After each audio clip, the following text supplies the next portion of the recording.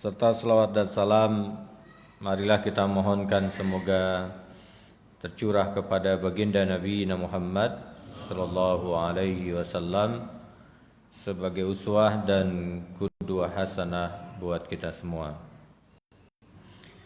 Bapak Ibu yang dimuliakan oleh Allah, sirah nabawiyah kita terakhir kemarin sudah sampai di titik di mana Rasulullah berpidato di depan orang-orang kafir Quraisy dan orang-orang yang mukmin.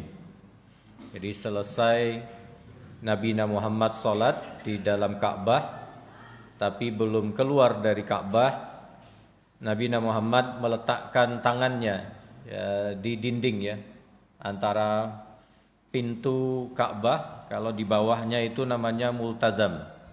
Ini tempat yang mustajab. Kalau kita berdoa di multazam, maka adalah salah satu tempat yang diijabahi oleh Allah Subhanahu wa taala. Nabi Muhammad berpidato. Pidatonya diawali dengan kalimatut tauhid. Apa kata beliau? La ilaha illallah wahdahu la syarikalah, lahul mulku wa lahul hamdu wa huwa ala kulli syai'in qadir. Bapak Ibu yang dimuliakan oleh Allah, Nabi Muhammad dijelaskan oleh para ulama kenapa Nabi Muhammad berpidato, mengawali pidatonya di Fathul Makkah ini dengan kalimatut tauhid. Kenapa?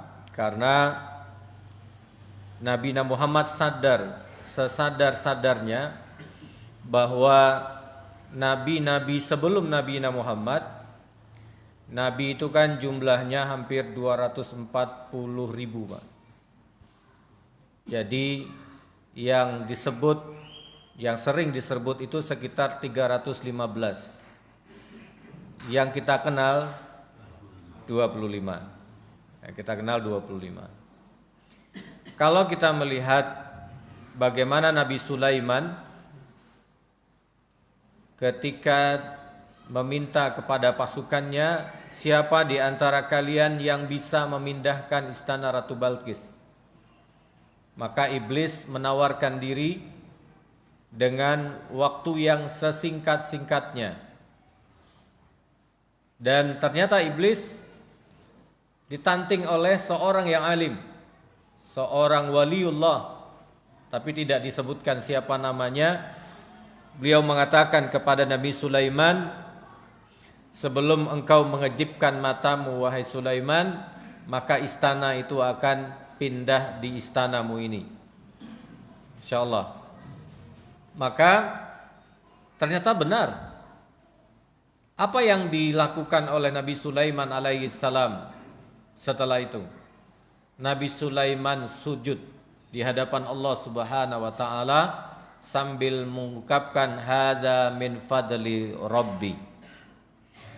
Ini adalah bukan keutamaanku, bukan karena aku, bukan karena waliullah, bukan karena ifrit, bukan karena iblis, tapi karena ini adalah hadza min fadli rabbi. Kenapa diikutkan dengan kata Rabb?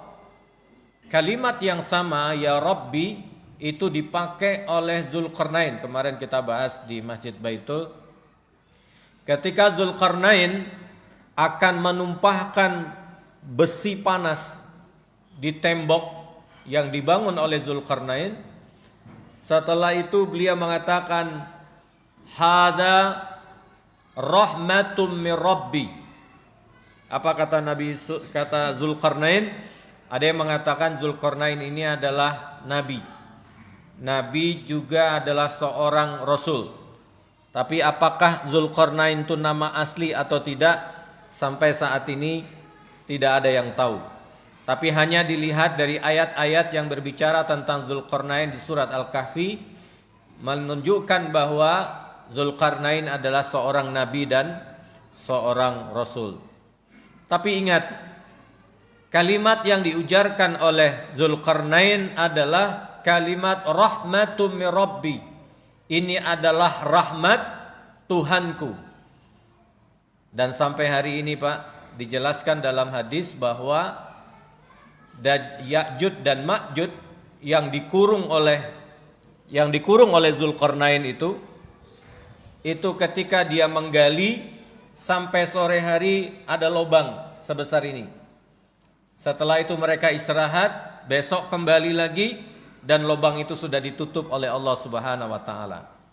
Artinya bahwa di semua peristiwa hidup kita ini, bahkan peristiwa perjalanan kenabian, perjalanan kenabian Adam sampai ke Nabi Sulaiman, sampai ke Nabi Nuh, sampai Zulkarnain, sampai pada titik Nabi Muhammad sallallahu alaihi wasallam.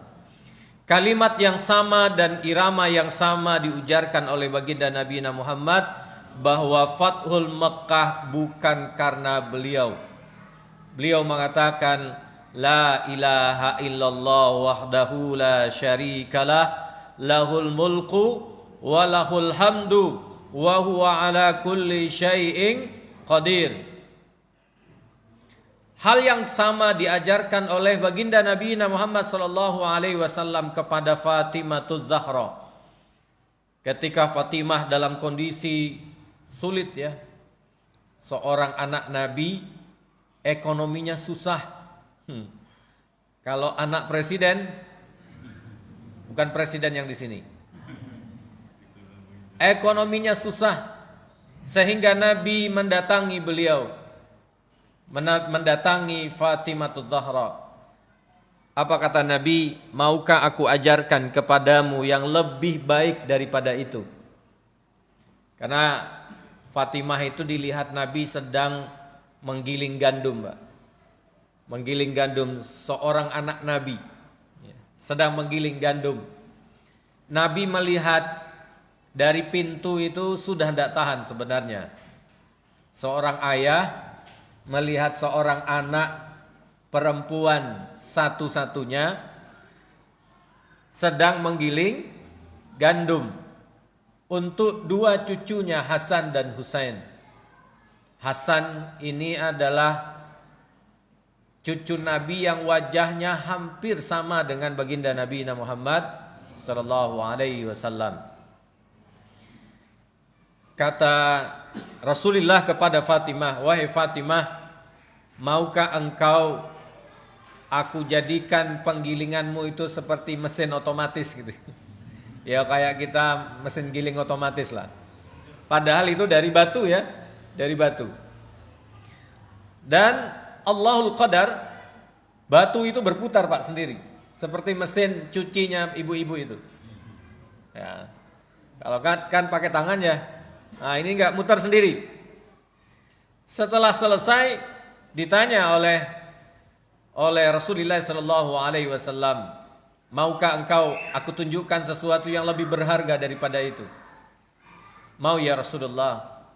Maka Nabi mengajarkan kepada Fatimah, beliau mengatakan, ya Hayyul Qayyum bi rahmatika astaghis wa la takilni tarfatai aini. Apa kata Nabi? Diajarkan kepada Fatimah, ya Hayyul Qayyum, wahai yang Qiyam. Qayyum artinya dari kata qoma yang artinya qiyam. Qiyam artinya berdiri tegak lurus, menunjukkan bahwa Allah Subhanahu wa taala menguasai segala hal. Ya Hayyu artinya hidup, Qayyum artinya adalah berdiri, bi rahmatika astaghis, dengan rahmatmu kami berdoa, istighosah. Makanya jenengan sering mendengar nama istighosah. Apa artinya istighosah? Berdoa. Ya Hayyul Qayyum bi rahmatika astaghis wa la takilni tarfatal ain. Jangan tinggalkan aku walau hanya sekejap mata. Jadi orang yang bahagia adalah orang yang melibatkan Allah Subhanahu wa taala di semua jalan hidupnya. Lalu kenapa Nabi memulai khutbahnya dengan kalimat La ilaha illallah wahdahu la syarikalah? Karena itu adalah sa'adah. Karena itu adalah kebahagiaan. Kebahagiaan itu memang dirasakan oleh Nabi. Karena perjalanan Nabi sampai akhirnya beliau bisa masuk ke kota Mekah kembali dengan membawa berapa Pak? 10.000 pasukan. Saya nggak bisa bayangin. Di 6 Hijriah Nabi baru ada umatnya Nabi itu sekitar 5.000-an. 6 Hijriah. 8 Hijriah di Fathul Mekah, Nabi punya umat 30.000 orang. Pertanyaan saya, gimana cara berdakwahnya? Ya. Kalau Kiai Haji Ahmad Dahlan sampai hari ini berapa jumlah anggota Muhammadiyah, Pak Win? Nabi Muhammad SAW mengakui itu. Semua perjalanan beliau ditutup dengan kalimat La ilaha illallah wahdahu la syarikalah. Tidak ada Tuhan, la syarikalah, tidak ada sekutu terhadapnya. Menunjukkan bahwa Nabi Muhammad SAW pertama, kita mengambil pelajaran di sini. Siapakah orang yang berbahagia itu? Ada yang bisa menjawab? Kata sa'adah di dalam Al-Quran hanya ada di satu tempat. Itu pun menunjukkan kebahagiaan itu adalah di dalam surga. Jadi pertanyaannya, apakah mungkin seseorang bahagia di muka bumi ini? Beda Pak. Sa'adatuna fid dunya, maka doa kita apa? Rabbana atina fid dunya hasanah wa fil akhirati hasanah. Pertanyaannya, kenapa enggak doanya begini? Rabbana atina fid dunya sa'adah wa fil akhirati sa'adah wa qina adzabannar. Kenapa Pak? Karena memang kebahagiaan hakiki itu bukan di sini. Tidak ada Pak. Kalaupun ada kebahagiaan di muka bumi ini, nah kita harus hati-hati melihat dua hal. Pertama, ada orang menyebut dengan kata puas. Tahu puas? Bukan buas ya. Puas. Ya. Puas itu bahagia atau tidak? Apakah puas itu bahagia? Apakah orang bahagia itu puas? Puas itu sifatnya instan. Contoh, saya pengen rawon. Di sini di mana orang jual rawon? Kayaknya ada di belakang itu. Kalau saya pengen rawon, kan tinggal datang ke warung rawon. Saya dapatkan, sudah selesai. Berarti saya puas. Kalau saya, na'udzubillah, bukan saya ya, orang lain. Kalau ada orang lain ingin berzina, maka cukup baginya datang kepada perempuan yang menjajankan perzinaan. Maka dia mendapatkannya dan dia puas. Fir'aun membunuh anak-anak. Ketika dia mendapatkan anak-anak lalu dia bunuh, apakah dia puas? Dia puas. Pertanyaannya, apakah dia bahagia? Ada orang yang pingin punya mobil, setelah dapat mobil yang dia pinginkan, apakah dia bahagia? Belum tentu. Yang ada adalah puas. Puas. Puas itu sementara atau lama? Sementara. Sementara. Nah, kita harus hati-hati.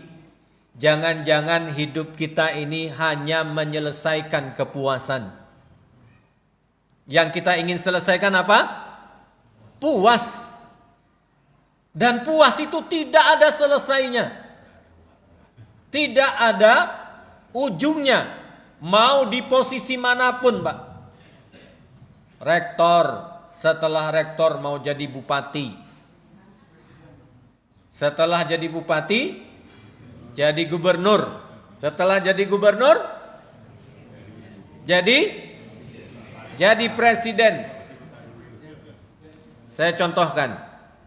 Abu Bakar Siddiq itu sahabat Nabi yang menjaga originalitas kenabian.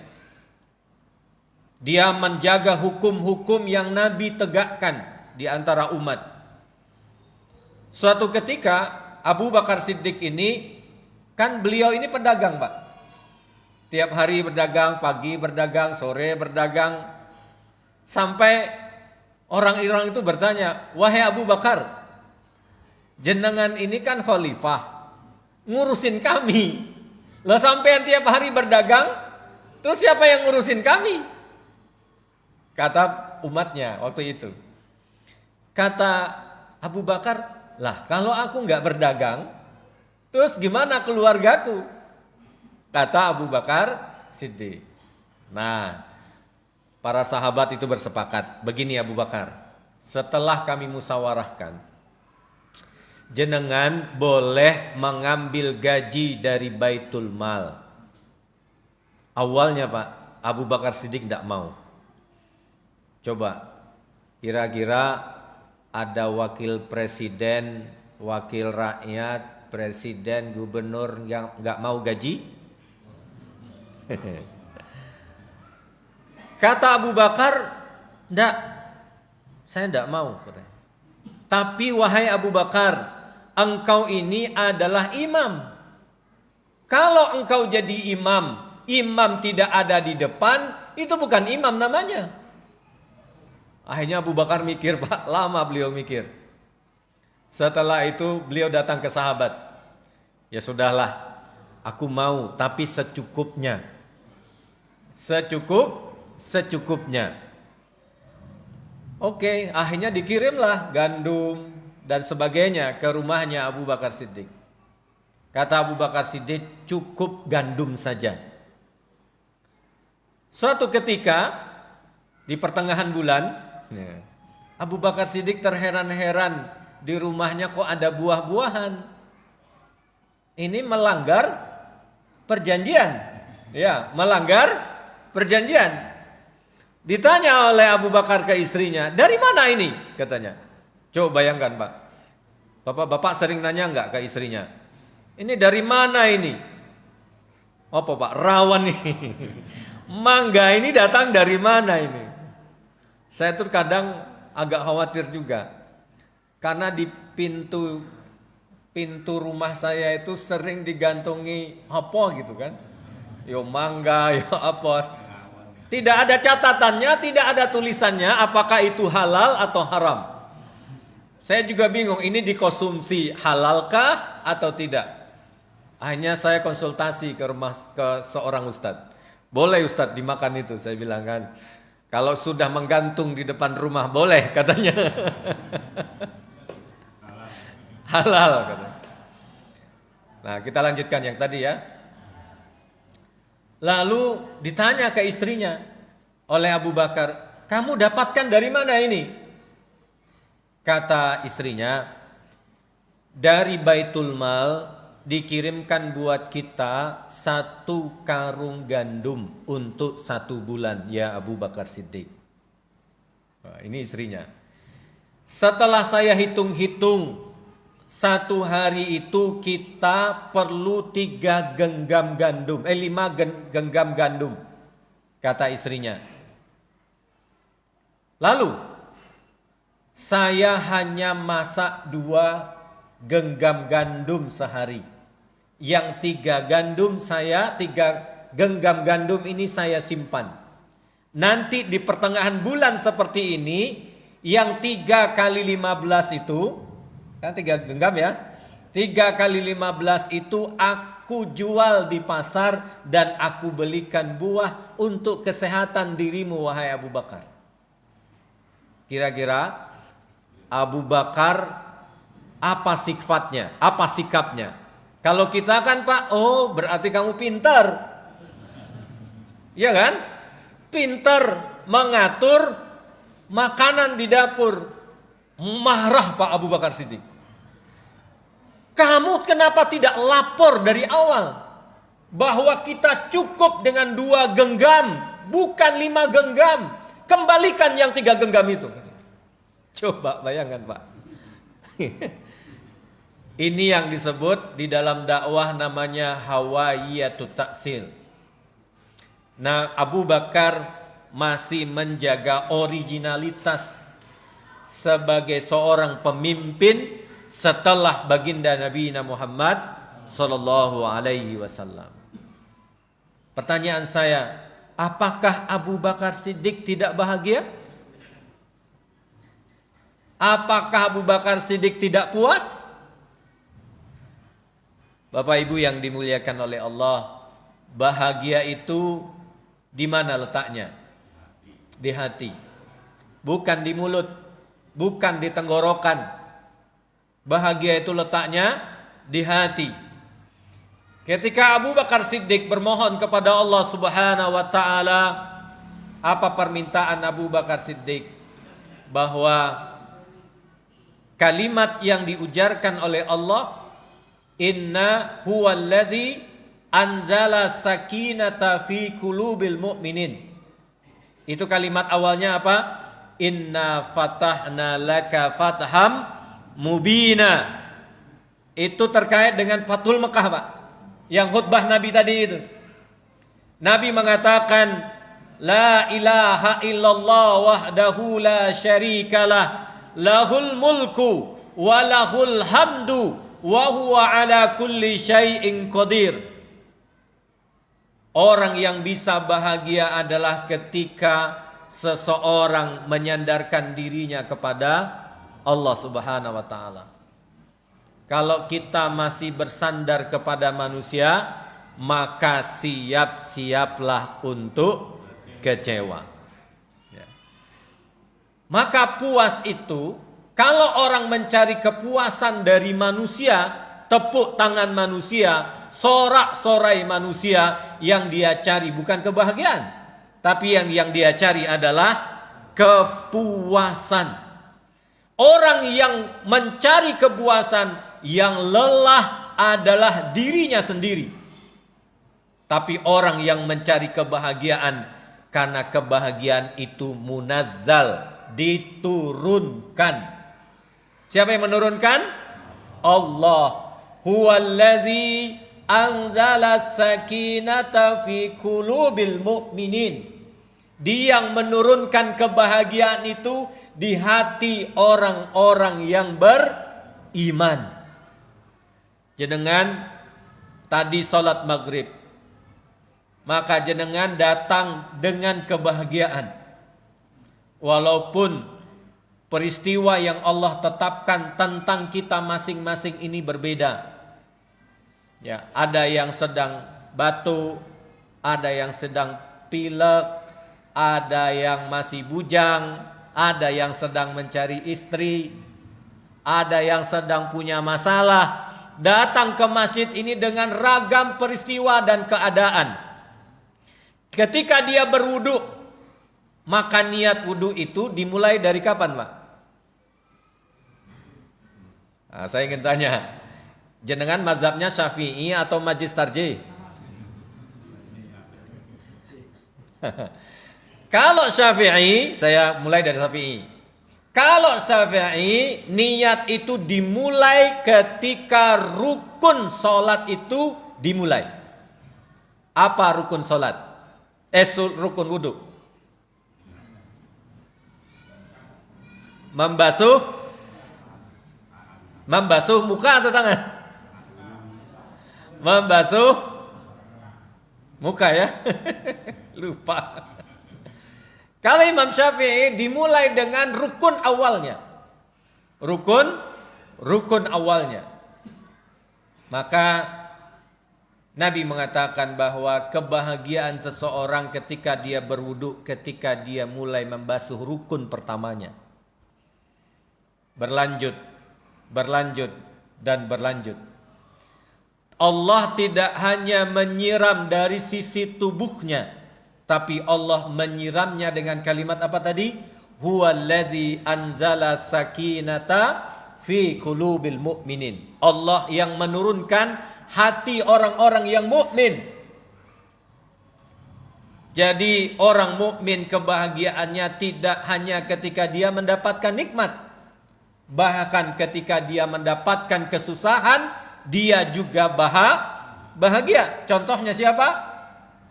Nabi Ayub alaihi salam. Sudah azan? Belum.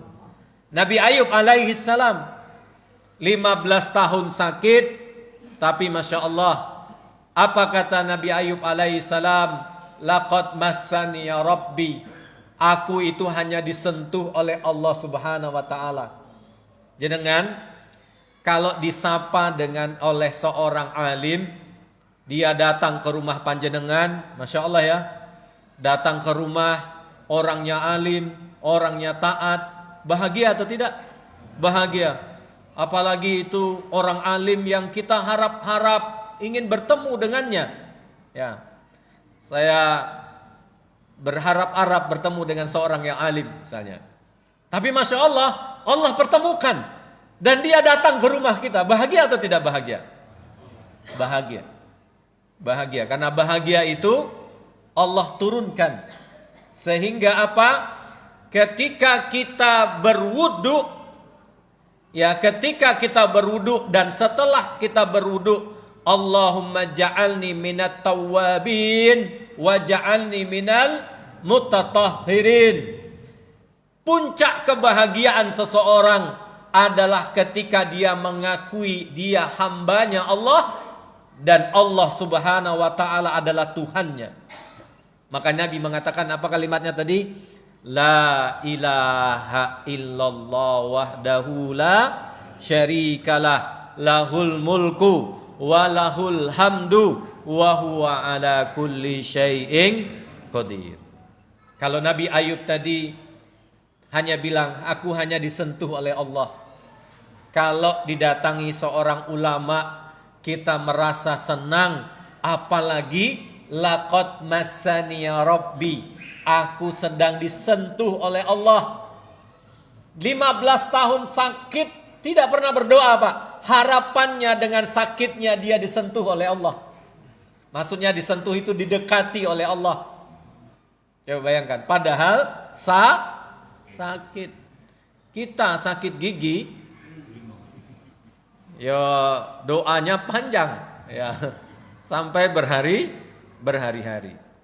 Jadi hati-hati, bedakan hidup kita ini antara puas dengan kebahagiaan.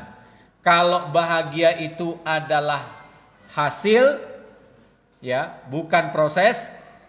Dan bahagia ini sifatnya diturunkan. Tidak bisa dicari Pak, tapi diturunkan. Kalau puas dia instan, cepat hilangnya, pingin bertambah, setelah dapat lagi puas dan tidak selesai. Nabi ingin mengatakan kepada kita, kemenangan di kota Mekah ini, kata Nabi, adalah kehendak Allah Subhanahu wa taala. Maka setelah itu kata Nabi mengulang kalimatnya Nabi Yusuf alaihissalam. Kata Nabi, yaumut talaqah. Hari ini hari kebebasan. Ya. Kecuali yang ditetapkan berwarna merah. Ada 20 orang Pak yang disampaikan oleh Nabi tapi tidak diumumkan. Hanya beberapa sahabat yang tahu. 20 orang ini kata Nabi, kalau bertemu dengan kalian bunuh. Jadi Nabi itu di satu sisi juga sangat longgar, tapi di satu sisi sangat tegas menegakkan hak-haknya. Karena kezoliman termasuk siapa Pak? Sarah. Jenengan kenal Sarah? Sarah orang Jetis. Sarah itu adalah wanita yang disuruh oleh sahabat untuk menyampaikan surat kepada keluarganya di kota Mekah, ya. Hatim Abi Balta'ah. Nah, saya ingat namanya. Hatim ini Abi Balta'ah ini sahabat Nabi. Karena khawatir Nabi membawa 10.000 pasukan ke Mekah, maka dia minta kepada ini Sarah ini biduan, Pak. Tukang joget-joget di kota Mekah. Karena mulai Nabi gerakannya luar biasa, maka pemuka-pemuka Quraisy itu di Mekah sudah mulai takut. Sehingga pesta-pesta dangdut sudah tidak ada, musik sudah tidak ada. Nah, biduan ini gak laku. Dia protes ke Nabi, berjalan kaki dari Mekah ke Madinah. Sampai di Madinah, diketahui Nabi sedang mempersiapkan 10.000 pasukan, dia bingung. Ini gimana ceritanya? Ketemulah dengan Hatib Abi Balta'ah yang sedang mencari jasa membawa suratnya untuk keluarganya di kota Mekah. Kamu mau gak bawa suratku ini tapi jangan ada yang tahu? Kata Hatib bin Abi Balta'ah. Oke. Ternyata Pak, siapa yang gak tahu? Malaikat menghabarkan ke Nabi. Ya Rasulullah, ada surat yang sedang berjalan antara kota Mekah, antara Madinah dengan kota Mekah. Siapa yang berkirim? Hatib Abi Balta'ah. Oh, malaikat Pak, gak tanggung-tanggung. Nah, Nabi memanggil Ali bin Abi Thalib. Ya, manggil Ali bin Abi Thalib untuk mengejar wanita ini. Ketemu Pak, ketemu. Kalimat Ali bin Abi Thalib sangat singkat. Berikan surat itu atau aku telanjangi. Oh, kalimatnya jelas, tidak tantang petinting gitu ya. Berikan surat itu atau aku telanjangi, kata Ali bin Abi Thalib. Wah, Ali ini ketika di perang Ahzab, dia berhadapan dengan Wadud. Wadud ini panglima perang, badannya besar. Ya, ketika dia menyeberang Ahzab ini, nah dia petang petinting Pak. Siapa di antara kalian yang hebat adu pedangnya? Ya kira-kira kalau sekarang itu siapa ya? Kalau dulu Mike Tyson gitu ya. Ayo siapa yang mau maju? Nah, kata Mike Tyson, kira-kira ada yang berani Pak? Nggak ada. Ternyata Ali bin Abi Thalib maju. Wadud ini mentertawakan. Ternyata hanya beberapa gerakan Wadud yang besar itu jatuh sama Ali bin Abi Thalib.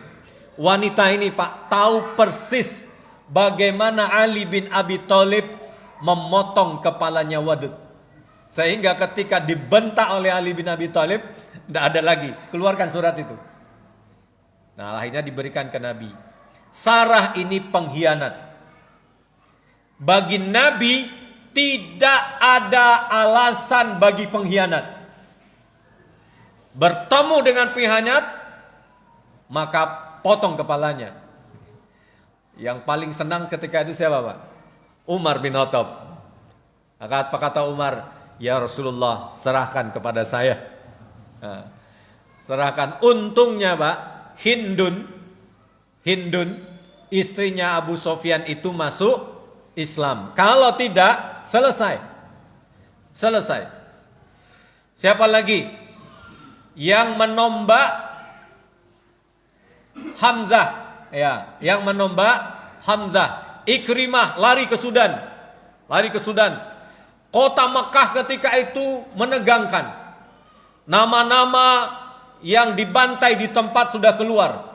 Kira-kira zaman PKI dulu Pak. Nama-nama PKI itu udah keluar, udah itu menakutkan. Nah, Bapak Ibu yang dimuliakan oleh Allah Subhanahu wa taala, maka Nabi memerintahkan itu. Tapi pertanyaannya, selesai itu kemana Nabi? Nabi datang, karena Nabi tidak ke rumahnya, tapi datang ke makamnya istri beliau. Siapa? Khadijatul Kubra. Beliau mendirikan tenda di sana selama 3 hari. Nah, jadi kalau ada orang yang mengatakan kalau di Saudi sana makam itu tidak menyeramkan. Jenengan kalau datang ke Saudi, ke Mekah, makam itu tidak menyeramkan. Yang menyeramkan itu adalah di Indosiar. Indonesia ini saya juga heran, Pak. Kenapa makam-makam kita itu menyeramkan? Kalau di Saudi, di Mekah, Madinah, makam itu biasa kita lihat gitu ya. Coba kalau malam Jumat Kliwon, hujan, jam 1:30 malam, lewat depan kubur. Kira-kira apa yang dipikirkan? Nah, kalau di sana tidak. Nah, Nabi mendirikan tenda dekat makamnya Khadijatul Kubra. Beliau mengatakan ketika datang, "Sodaqti ya Khadijah." Engkau benar wahai Khadijah. Karena Nabi dulu dinasehati oleh Khadijah. Ya Rasulullah, Allah tidak akan membiarkan dirimu. Allah akan membantu dirimu. Ya Rasulullah, engkau adalah orang yang jujur. Allah tidak akan membiarkan dirimu. Allah akan menolong dirimu wahai Rasulullah. Maka kalimat itu masih diingat oleh Rasulullah SAW sehingga beliau mengatakan sodaqti ya Khadijah. Engkau benar wahai Khadijah. Baik, kita baru bahas pidatonya. Minggu depan kita bahas apa yang dilakukan oleh Rasulullah di makamnya Khadijatul Kubra. Qul qauli hadza astaghfirullahaladzim. Assalamualaikum warahmatullahi wabarakatuh.